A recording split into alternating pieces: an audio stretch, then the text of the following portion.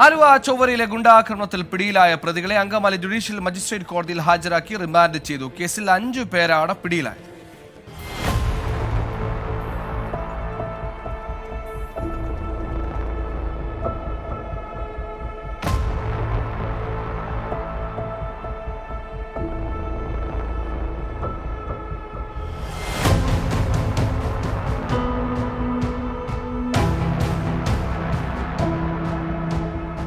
സിറാജ്, സുനീർ, ഫൈസൽ, മുബാറക് എന്നിവരാണ് ബുധനാഴ്ച നെടുമ്പാശ്ശേരി പോലീസിന്റെ പിടിയിലായത്.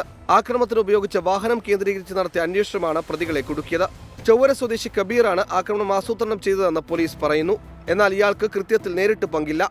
ശ്രീമൂലനഗരത്തിൽ ചൊവ്വാഴ്ച രാത്രി 10:30 സംഭവം.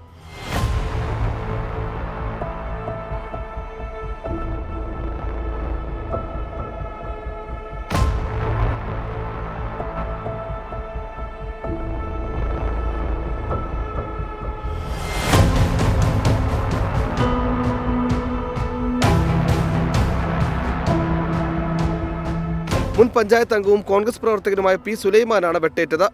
ഗുരുതരാവസ്ഥയിൽ രാജഗിരി ആശുപത്രിയിൽ വെന്റിലേറ്ററിലാണ് സുലൈമാൻ. ആക്രമണത്തിൽ മറ്റ് 4 പേർക്കും പരിക്കുണ്ട്. ദിവസങ്ങൾക്ക് മുമ്പ് പ്രദേശത്തുണ്ടായ തർക്കത്തെ തുടർന്നായിരുന്നു ആക്രമണം. 24 കൊച്ചി.